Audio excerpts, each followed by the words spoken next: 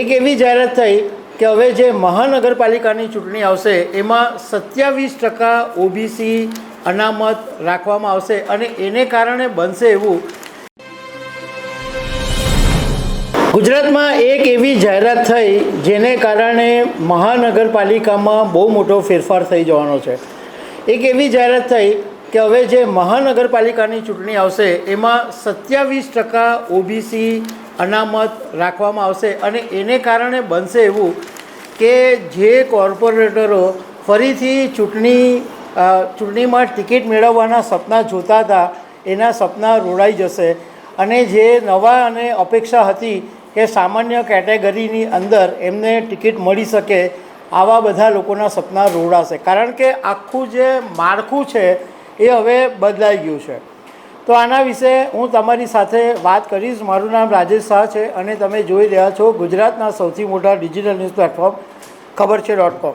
રાજ્યના ચૂંટણી પંચે આખું બધા મહાનગરપાલિકાઓનું વોર્ડ વાઇઝ માળખું જાહેર કર્યું છે, કારણ કે હવે મહાનગરપાલિકાની જે આગામી ચૂંટણી આવશે એ 27% ઓબીસી અનામત સાથે લડવામાં આવશે। હવે 2026ની અંદર જે 6 જૂની મહાનગરપાલિકાઓ અમદાવાદ, સુરત, વડોદરા, રાજકોટ, ભાવનગર અને જામનગર અને હમણાં જે નવી નગરપાલિકાઓ બની મહાનગરપાલિકાઓ એમાં મોરબી, આણંદ, નડિયાદ, વાપી, મહેસાણા, સુરેન્દ્રનગર, નવસારી, પોરબંદર, ગાંધીધામ, એટલે આ બધાની અંદર હવે 27% ઓબીસી અનામત લાગશે। હવે જે પ્રમાણે ચૂંટણી પંચે 3 મુખ્ય વર્ગો પહેલેથી ચૂંટણીની અંદર પાડેલા છે। એક જનરલ સામાન્ય કેટેગરી, એટલે એની અંદર કોઈ અનામતવાળું નહીં। બીજો વર્ગ છે એસસી, એટલે શિડ્યુલ કાસ્ટ, અનુસૂચિત જાતિ, એની અંદર અનામત છે। શિડ્યુલ ટ્રાઇબ એસટી, એટલે અનુસૂચિત જનજાતિ, એમાં પણ અનામત છે। અને હવે અધર બેકવર્ડ ક્લાસ, અન્ય પછાત જાતિ, એમાં પણ 27% અનામતની જાહેરાત કરવામાં આવી। એટલે હવે જે આખું માળખું ફેરવાયું એમાં મુખ્ય મહાનગરપાલિકાઓની તમને વાત કરું તો અમદાવાદની અંદર જે આખું માળખું નવું બન્યું છે એમાં વસ્તી 56.64 લાખ બતાવવામાં આવી છે। ટોટલ વોર્ડ 48 છે, કુલ બેઠકો 192 છે અને કુલ મહિલા બેઠક 96 છે। એસસી અનામત બેઠક ટોટલ 20, એમાંથી 10 મહિલા માટે અનામત। એસટી અનામત બેઠક છે એ 2 છે અને એમાંથી 1 મહિલા અનામત માટે બેઠક છે। ઓબીસી અનામત છે એ ટોટલ 52 થશે અને એમાં 26 મહિલા માટે અનામત છે, એટલે કુલ અનામત બેઠક 133 થઈ ગઈ અને સામાન્ય બેઠક ખાલી 59 રહી ગઈ છે। આ વાત કરી અમદાવાદની। હવે વડોદરાની વાત કરું તો વડોદરામાં 17.41 લાખની વસ્તી, ટોટલ વોર્ડ 19, કુલ બેઠક 76, એમાંથી કુલ મહિલા બેઠક 38, 58 અનામત બેઠક, એમાંથી 5 એસસી અનામત બેઠક, એમાંથી 5 બેઠક અને એમાંથી 2 મહિલા અનામત। એસટી અનામત બેઠક 3 બેઠક છે, એમાંથી 1 મહિલા માટે। ઓબીસી અનામત 21, એમાંથી 10 મહિલાઓ માટે અને કુલ અનામત બેઠક 54 અને સામાન્ય બેઠક 22। રાજકોટની અંદર વાત કરું તો 13.78 લાખની વસ્તી છે, ટોટલ વોર્ડ 18 છે, કુલ બેઠક 72 છે અને એમાંથી કુલ મહિલા બેઠક 36 છે, એટલે મહિલાઓ માટે 50% બેઠક છે, અનામત છે। એસસી અનામત છે એમાં 5 બેઠકમાંથી 2 મહિલાઓ માટેની બેઠક છે। એસટી અનામત 1 છે, એમાં કોઈ મહિલા અનામત બેઠક નથી।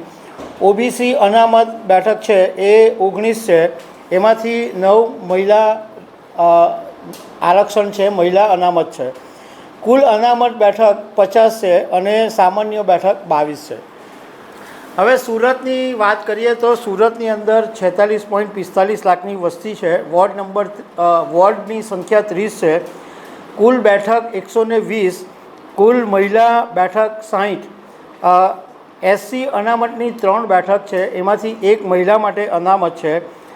એસટી અનામતની ટોટલ 4 છે, એમાંથી 2 મહિલા માટે અનામત છે. ઓબીસીની 32 એમાંથી 16 મહિલાઓ માટે અનામત છે અને કુલ અનામત 80 અને સામાન્ય બેઠકો 40.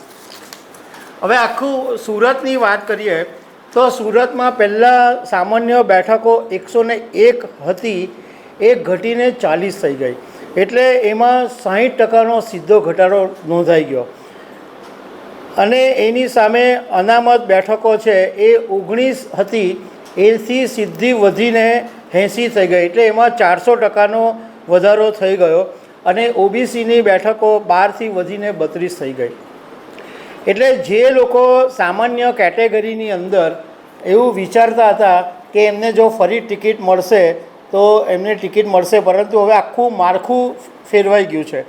કારણ કે આ ચૂંટણી પંચનો એવો નિયમ છે કે જનરલ બેઠક હોય તો એની પર ઓબીસી, એસટી કે એસસીને ટિકિટ આપી શકાય, પરંતુ અનામત બેઠકો હોય એમાં ઓબીસી, એસસી, એસટીની જે અનામત બેઠક હોય એમાં જનરલ ઉમેદવારને ટિકિટ નહીં મળે. એટલે જનરલ બેઠક ઉપર ઓબીસીવાળો ટિકિટ લઈ જાય, એસસીવાળો લઈ જાય, એસટીવાળો લઈ જાય, પણ આ અનામતવાળી બેઠકો ઉપર સામાન્ય કેટેગરીવાળાને ટિકિટ નહીં મળે. એટલે આ એક બહુ મોટી મુશ્કેલી સામાન્ય કેટેગરીવાળા માટે ઊભી થવાની છે. હવે આ જે આખું માળખું બદલાયું છે એમાં જે મોટો ફેરફાર થવાનો છે એમાં સુરતની વાત કરું તો કતારગામ, ફૂલપાડા, અશ્વની કુમાર, કતારગામ વેડ,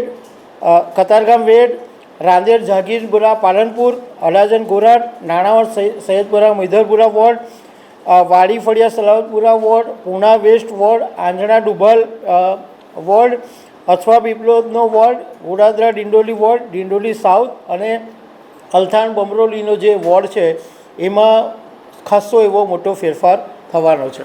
તો દર્શક મિત્રો, આવી અનેક વાતો સાથે અમે તમને મળતા રહીશું. Thank you very much.